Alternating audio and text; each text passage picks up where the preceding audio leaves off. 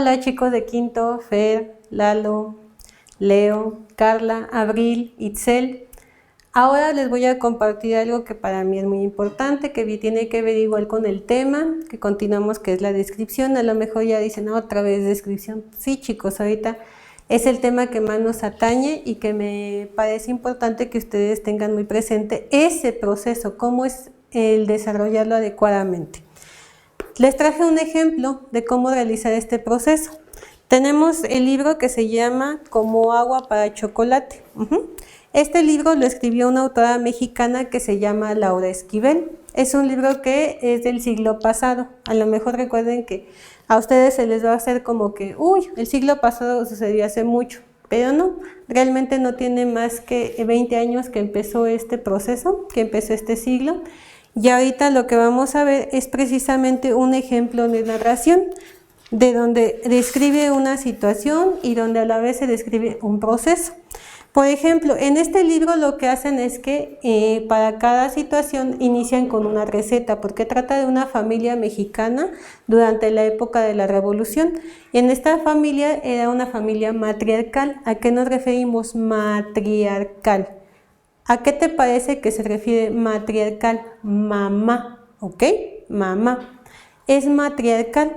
Entonces, en esta familia era una mamá que tenía 3 hijas y que era viuda. Su esposo había muerto poquito antes del periodo de la Revolución.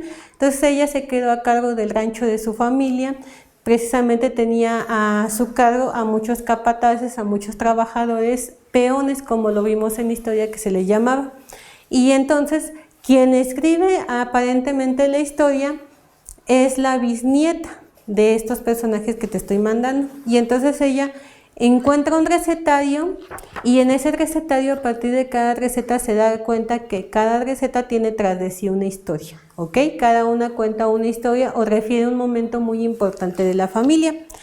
En este caso inicia con una receta que se llama tortas de Navidad. Entre los ingredientes viene una lata de sardinas, chorizo, cebolla, orégano, chiles y unas teleras, porque obviamente sí son tortas.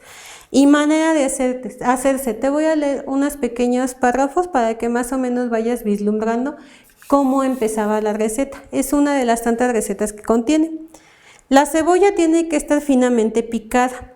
Les sugiero ponerse un pequeño trozo de cebolla en la mollera con el fin de evitar el molesto lagrimeo que se produce cuando uno la está cortando. Lo malo de llorar cuando uno pica cebolla no es el simple hecho de llorar, sino que a veces uno empieza, como quien dice, se pica y ya no puede parar. No sé si a ustedes les ha pasado, pero a mí la mera verdad sí, infinidad de veces. Mamá decía que era porque yo soy igual de sensible a la cebolla que Tita, mi tía abuela.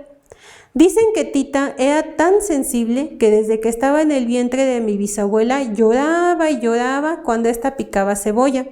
Su llanto era tan fuerte que Nacha, la cocinera de la casa, que era medio sorda, lo escuchaba sin esforzarse. Un día los sollozos fueron tan fuertes que provocaron que el parto se adelantara. Y sin que mi bisabuela pudiera decir ni pío, Tita llegó al mundo prematuramente sobre la mesa de la cocina, entre los olores de una sopa de fideos que estaba cocinando, los del tomillo, el laurel, el cilantro, el de la leche hervida, el de los ajos y por supuesto el de la cebolla. Imagínense ahora cómo fue esta situación.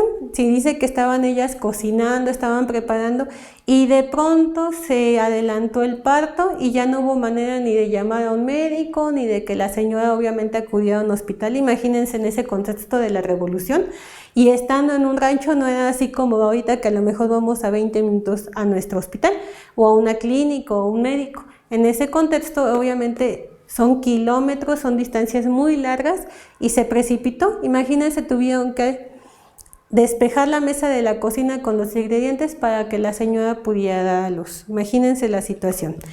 Después nos está mencionando la personalidad del personaje principal, que en este caso es Tita. Dice, Tita se mudó a la cocina y entre atoles y tés creció de lo más sana y rozagante. Desarrolló un sexto sentido en lo que a comida se refiere.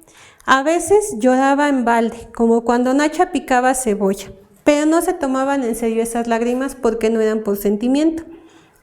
De igual forma, Tita confundía el gozo de vivir con el de comer. Todo lo contrario de sus hermanas, a quienes el mundo de la cocina les atemorizaba y encontraban peligros incógnitos. Nos dice que entonces Tita disfrutaba mucho estar en la cocina, para ella era su parque de diversiones, a ella le gustaba estar cocinando. Sin embargo, sus otras dos hermanas decían, ¡qué peligro! Nos podemos cortar, nos podemos quemar. Dice, les parecían absurdos los juegos dentro de la cocina. Sin embargo, un día Tita las convenció de que era un espectáculo asombroso el ver cómo bailaban las gotas de agua al caer sobre el comal caliente. Vamos imaginando, el comal está calientito y le salpicamos unas gotitas de agua. ¿Qué es lo que pasaría? Mientras Tita cantaba y sacudía sus manos mojadas para que las gotas de agua se precipitaran sobre el comal y danzaran, Rosaura permanecía en un rincón, pasmada por lo que observaba. En cambio, Gertrudis, como todo aquello donde interviniera el ritmo, el movimiento o la música, se vio fuertemente atraída hacia el fuego y se integró con entusiasmo. Entonces a Rosaura no le quedó otra que tratar de hacer lo propio, pero como casi no se mojó las manos y lo hacía con tanto miedo, no logró el efecto deseado. Tita trató de ayudarle acercándole las manos al comal, imagínense. Rosaura se resistió y esta lucha no paró hasta que Tita, muy enojada, le soltó las manos. Y estas, por inercia, cayeron sobre el ardiente comal. Además de ganarse una soberana paliza, Tita quedó privada de jugar con sus hermanas dentro de su mundo.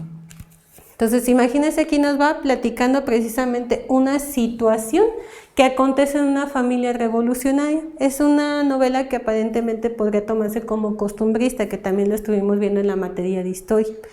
¿Por qué te hago este relato? Para que tú también observes cómo mediante las palabras, mediante la descripción de una situación, podemos hacer que el lector o la persona que nos está oyendo se involucre en la situación y se sienta parte de ella, que incluso imagine las sensaciones, las emociones que vivieron los que estaban presentes en esa situación y el contexto en el que se desarrolló, por qué se comportaba de cierta manera cada una de las personas involucradas. Incluso ahorita con el breve texto que te leí, tú ya puedes deducir cómo era la personalidad de cada una de las tres integrantes de esta familia, ¿ok?